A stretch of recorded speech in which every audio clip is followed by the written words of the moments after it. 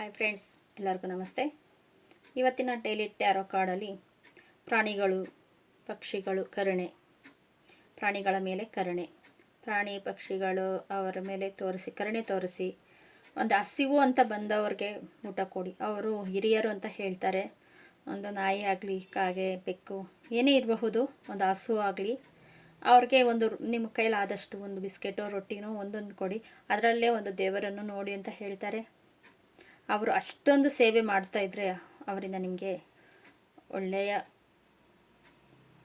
Healing ಆಗುತ್ತೆ ಅಂತ ಹೇಳಬಹುದು. ಇಲ್ಲ ನೇಚರ್ಗೆ ಹೋಗಿ ನೇಚರಲ್ಲಿ ಒಂದು 5 ನಿಮಿಷ ಆದ್ರೂ ಇವತ್ತು ಟೈಮ್ ಸ್ಪೆಂಡ್ ಮಾಡಿ ನಿಮಗೆ ಹೀಲಿಂಗ್ ಪ್ರೊಸೆಸಿಂಗ್ ಆಗುತ್ತೆ ಅಂತ ಹೇಳ್ಬೋದು.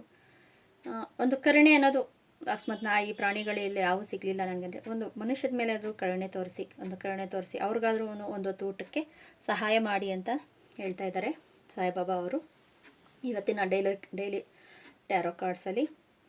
ಮತ್ತು ನೀವು ಎಷ್ಟು ಒಬ್ಬರಿಗೆ ಕರುಣೆಯಿಂದ ಕೊಡ್ತೀರೋ ಅಷ್ಟು ನಿಮ್ಮಲ್ಲಿ ಹೀಲಿಂಗ್ ಪ್ರೊಸೆಸಿಂಗ್ ಆಗುತ್ತೆ ಅಂತ ಹೇಳಬಹುದು. Thank you so much. ಈ ವಿಡಿಯೋ ಏನಾದರೂ ನಿಮ್ಗೆ ಇಷ್ಟ ಆಗಿದ್ದರೆ ಪ್ಲೀಸ್ ಸಬ್ಸ್ಕ್ರೈಬ್ ಮಾಡ್ಕೊಳ್ಳಿ, ಲೈಕ್ ಮಾಡಿ, ಶೇರ್ ಮಾಡಿ. Thank you.